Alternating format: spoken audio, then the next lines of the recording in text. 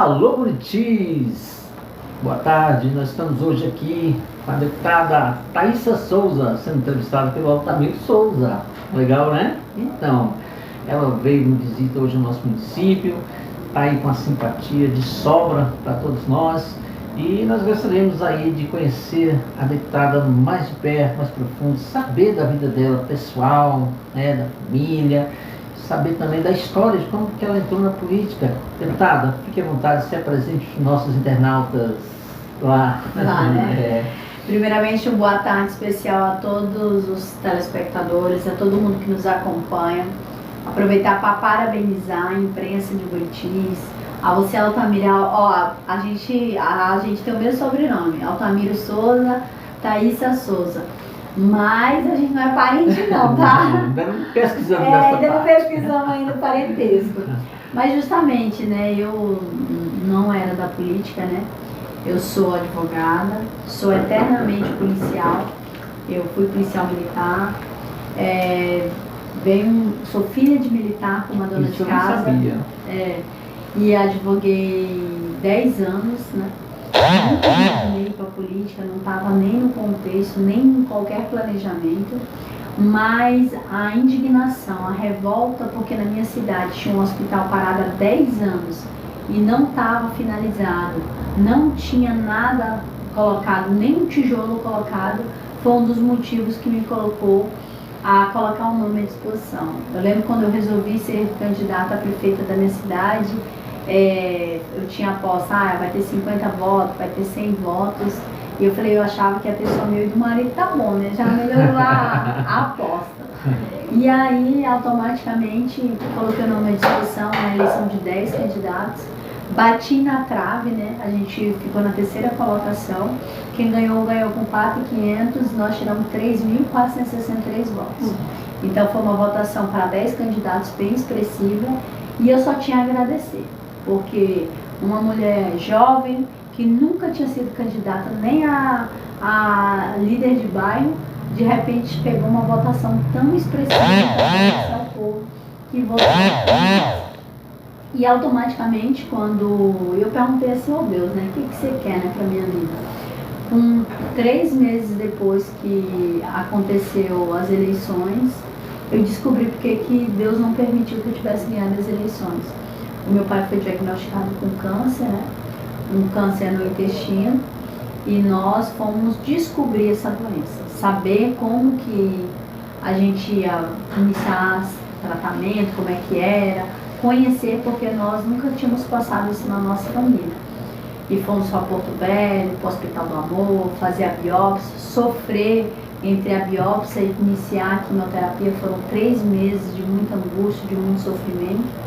E aí o meu pai começou o processo de quimioterapia, radioterapia, e a gente foi descobrindo pouco a pouco. Porque quando você tem alguém que você ama, uma situação dessa, você não sabe se você grita, se você chora, se você corre, o que você faz? É desconhecido para o paciente, desconhecido para a família. E aí fomos fazer todo aquele tratamento, aquela coisa, né? E automaticamente, depois de um bom tempo no tratamento, eu lá com meu pai, com a minha mãe, cuidando deles, porque acabou que a minha mãe desenvolveu síndrome do pânico por causa do meu pai doente, e eu tive que cuidar dos dois, né? E aí começou a vir um convite para mim ser candidata a deputada estadual. E aí eu falei que eu não ia ser candidata porque eu estava cuidando da minha família e tal. E aí o meu pai, no leito do hospital, e ele falou, minha filha, eu não te vi eleita prefeita. Quem sabe eu te vejo eleita deputada, saia candidata. Aí eu falei pro pai, eu não vou ser candidata. Ele falou, minha filha,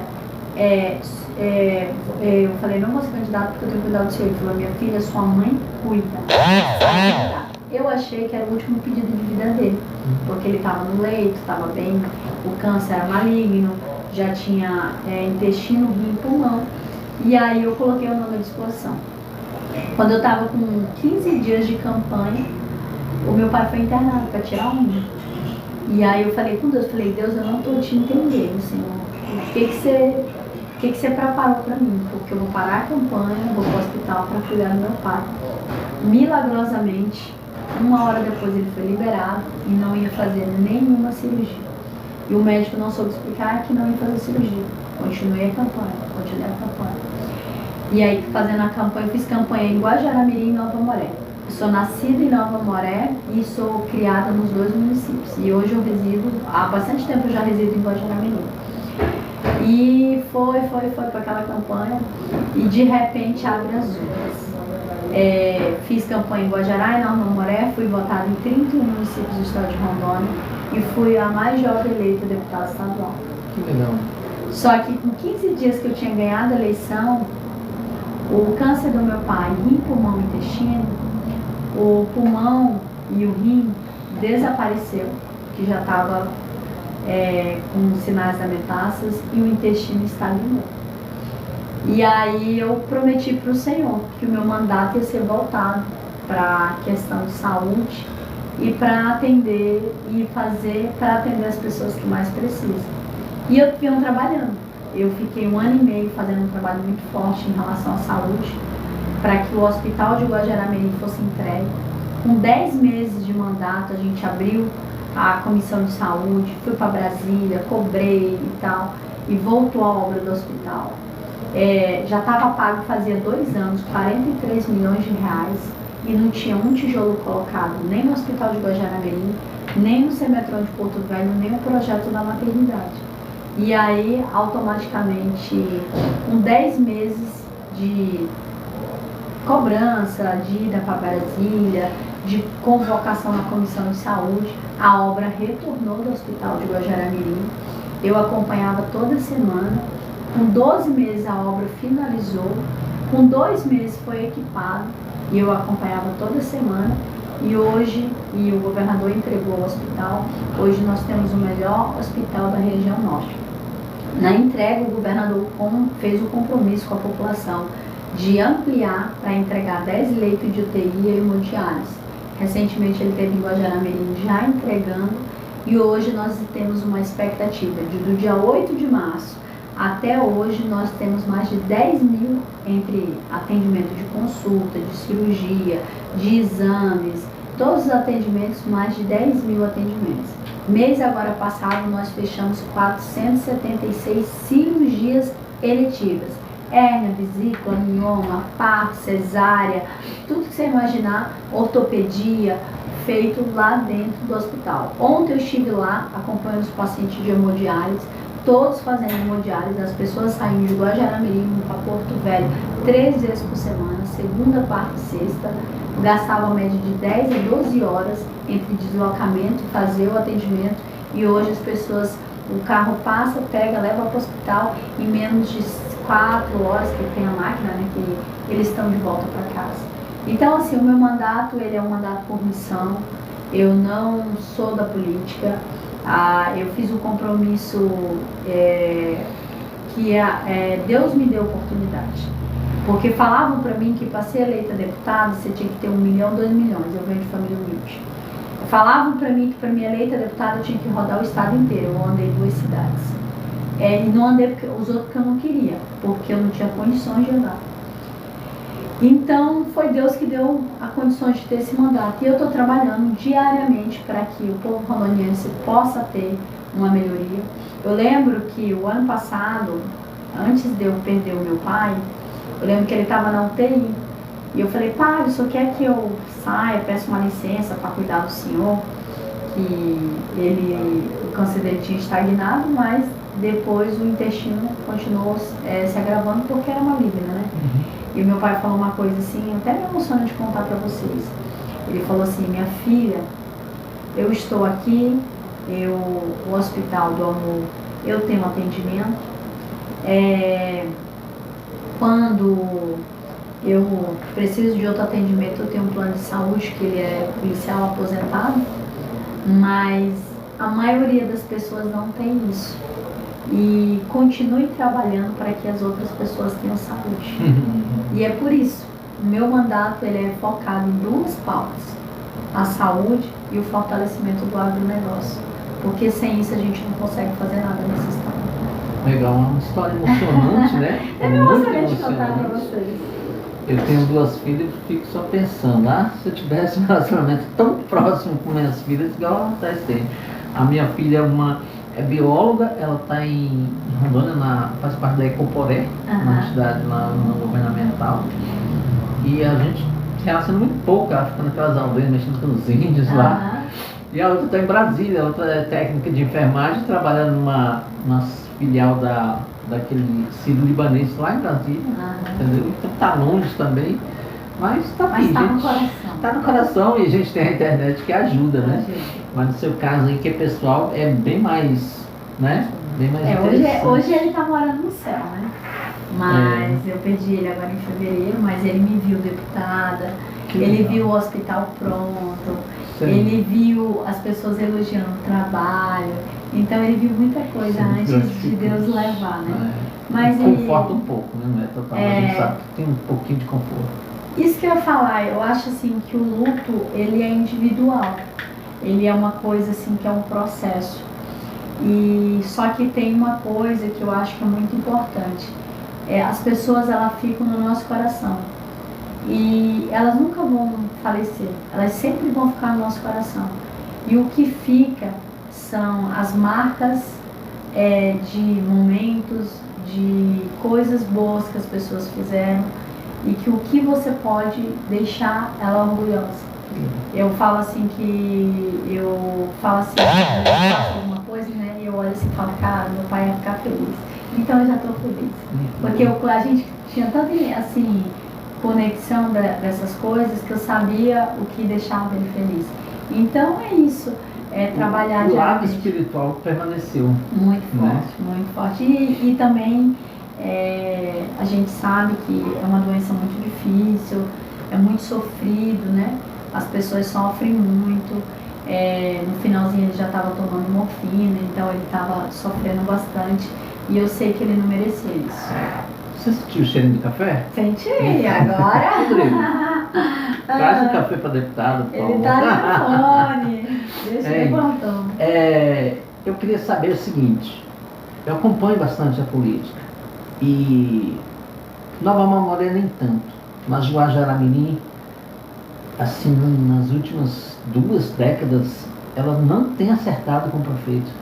Todo prefeito que entra lá tem problema com a justiça, tem problema com a Câmara, tem cassação, tem afastamento, tem aquela turbulência. O atual prefeito lá, eu não me lembro agora o nome, mas como é que está o trabalho dele, como é o seu relacionamento com o atual prefeito de Guajará-Mirim?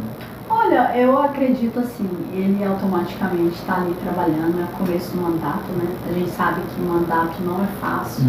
Ele já tinha sido vereador há muito tempo atrás e agora está no mandato de prefeito, então tem toda uma adaptação. Acho que o primeiro ano ele é muito difícil para todos, né? Primeiro porque você pega um orçamento que já estava previsto, aí você vem com as suas ideias, com o seu jeito de querer fazer política.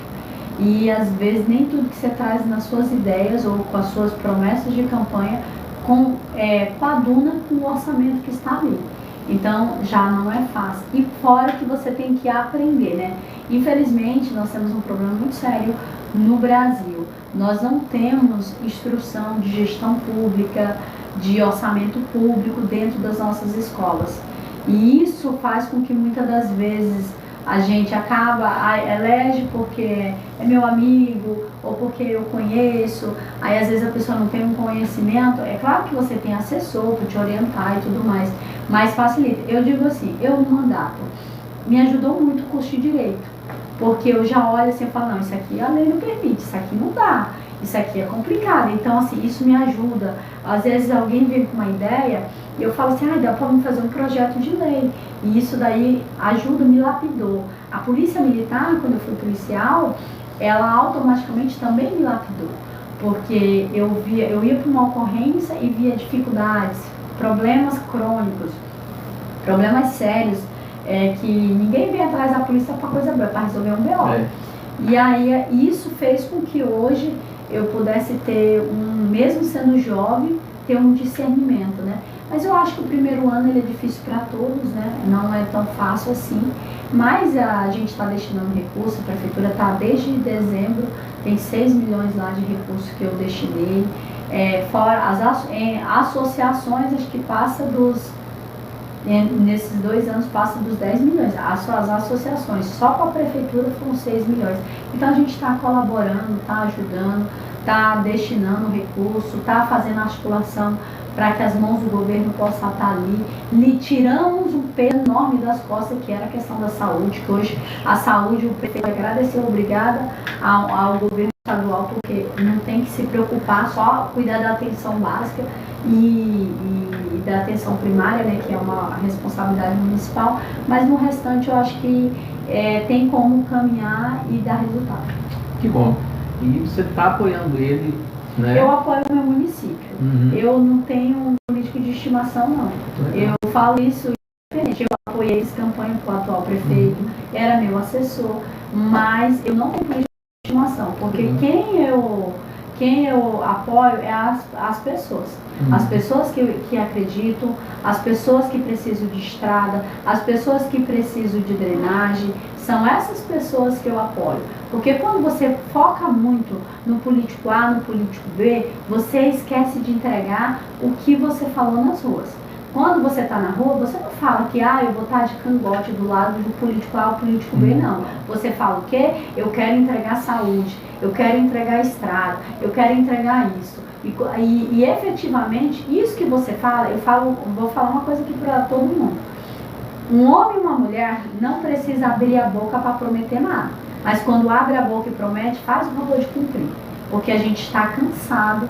Eu fui candidato porque eu não aguentava mais promessa. Então a gente precisa efetivamente, quando você faz um compromisso, você cumpra. Ou pelo menos, se você não conseguiu cumprir porque não dependeu de você, dependeu do outro, vem aqui e esclareça e dê satisfação. A gente precisa disso. É verdade. E vou ser muito bem verdadeira. Se eu ver que a pessoa que eu apoiei, que eu fui lá, que eu fiz campanha, fazer coisas que eu não concordo, só pode ter certeza que eu vou falar. Porque ali eu defendo a população. Isso aí. Mandato é da população. É do povo. Não é do povo. E o seu relacionamento a nível de governo do Estado, Coronel Marcos Rocha?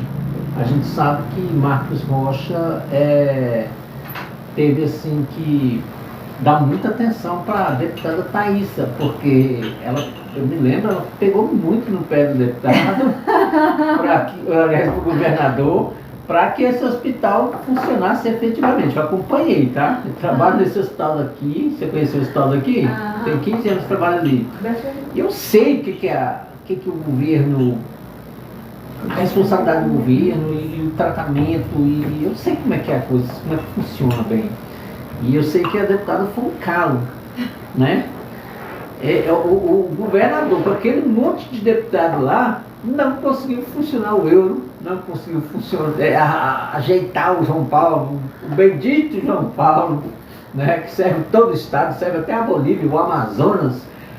E a deputada com um jeitinho, com aquela pressão feminina, que eu te falar, viu, Rodrigo?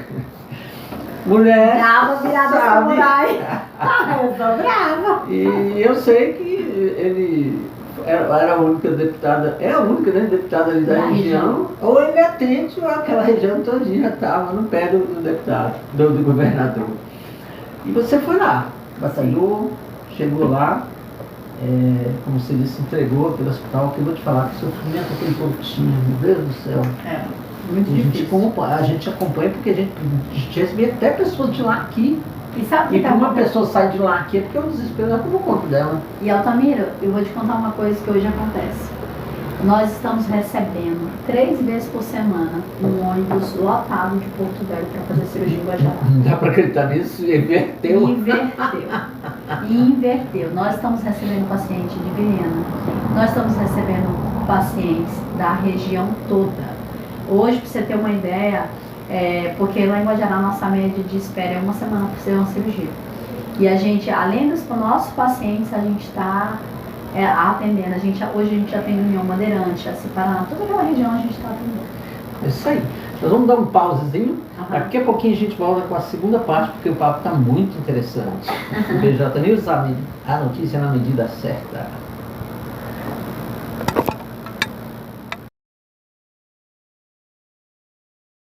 Bastante gente, né?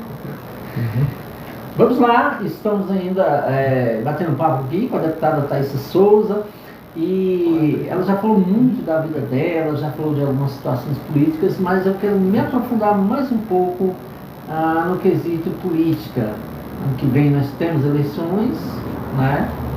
E ela está em um partido que eu não sei como é que está a situação dele a nível estadual, né? Tudo isso deve ser pensado, tudo deve ser analisado para não, de repente, lá na frente tirar muito voto e não sentar na cadeira. Você está no Podemos, como é que vai ficar daqui até a janela? Vai ter uma janela aí, né? É uma janela, né? O que acontece? Tem muita água para rolar. Eu acho que o Podemos é um ótimo partido, um partido bem firme. Na verdade, eu era do PSC, Partido Social Cristão, e o PSC não passou na cláusula de barreira.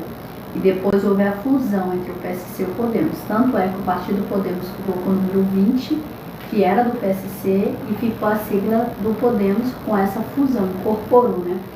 E aí, automaticamente, quando chegar lá próximo, a gente vai ver como que vai ficar. Mas até então, eu estou trabalhando todos os dias. Porque eu acho assim, Altamira, quando você foca muito em eleição, você começa a perder o time do mandato. Quando a pessoa foca muito em voto, ela não faz as coisas que são necessárias. Ela faz as coisas focadas só em política. E eu acho que quando você foca muito em política, às vezes você não cobra uma saúde como você tem que cobrar, porque eu estou preocupada que eu tenho uma amarração política com fulano, ciclano, bertano. Se você se preocupa muito com isso, você deixa de entregar o resultado que quem te elegeu, que é a efetividade do trabalho. Então eu estou focada nisso. O meu foco é entregar, é trabalhar, é melhorar. Quando tem que brigar, brigo pelas coisas que tem que acontecer, entendeu? Eu sou bem independente nesse sentido. Tudo que é bom para o Estado tem meu apoio, o que não é bom, pode ter certeza. Tem eu gritando, tem eu reclamando, tem eu pé da vida ali, tem eu mandando requerimento, porque assim, eu falo mesmo, muitas das vezes quando eu até bato o pé, eu estou ajudando o governo a olhar, peraí, será que isso mesmo é assim? A gente enxergar o outro lado. Nem sempre, toda história tem dois lados. E eu tenho essa postura. Então, assim, eu estou focada em trabalhar. Trabalhar e dar resultado para a população. Agora, a vida política, como que vai ficar partido, como que vai ficar para que vem candidata, o futuro a Deus pertence, né? A gente não sabe nem se vai estar aqui amanhã. Mas a gente está, eu falo que as oportunidades é um cavalo galopando, mas para você poder ir lá e cavalgar, você tem que estar selado, e para estar selado tem que estar preparado, e para estar preparado tem que trabalhar. É isso que eu acredito. Só uma dica, tá? Esse referencial aí é feminino e funciona. Eu nasci em Brasília, eu tenho 30 anos que me envolvo na política, é um referencial feminino. Homens, nós temos aqui, falamos do exemplo lá de Brasília, ficam lá brigando, se degladiando, aquela confusão toda, e tem lá a nossa deputada federal, Cristina, que teve aí semana passada com a gente, que está lá na dela, entendeu? Ela não está em cima do muro, ela defende, ela tem a postura dela para defender, como você falou, né? Na hora de dizer não é não, na hora de dizer sim é sim, coisa que homens não gostam de fazer. Eles gostam de formar timinho, torcidinha, e isso enfraquece a política pública, enfraquece os menores. Os menores sofrem mais com isso, né? E eu acho assim uma postura sensacional, inteligente, né? E por isso que eu sempre divulgo, conclamo as mulheres, participem mais das eleições, entrem na política. As mulheres têm esse medo, né? Depois você vai me falar por quê, você deve saber. E não fazer parte da vida. Eu acredito assim, da vida política. Eu acho que se na política tivesse 50% de mulheres, 50% de homens, nós teríamos outro país, nós teríamos outra política. Você concorda comigo? Olha, eu vejo da seguinte forma, eu não vou nem falar de questão do gênero, eu vou falar de questão de postura.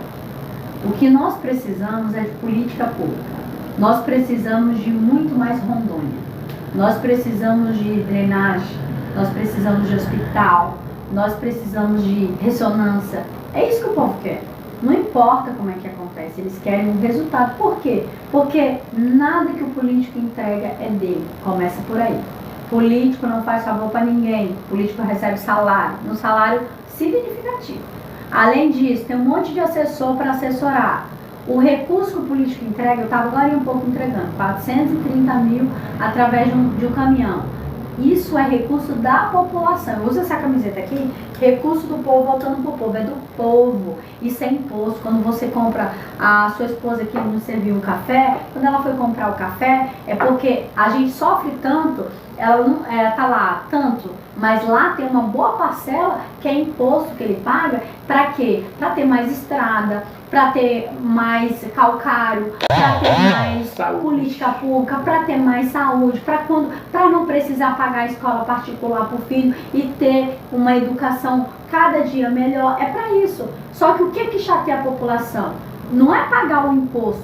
O que chateia a população é que tudo isso que você paga, você não tem um retorno que você precisa. Porque a carga tributária que nós temos hoje dentro do nosso país, se nós, que a gente já paga, você andasse de uma ponta a outra, tivesse um asfalto bom, você chegasse no postinho de saúde, você tivesse, não comprar nada e efetivamente você ser atendido da melhor forma possível, você fosse matricular o seu filho na escola, o seu filho pudesse ter um ensino de uma rede aí positiva, de uma rede coisa, a população estaria tranquila. Se você fosse para a área rural, nas vias vicinais, como lá no sul, lá em muitas cidades do Paraná, você vai na linha vicinal, a estrada vicinal é de asfalto, a população estaria tranquila.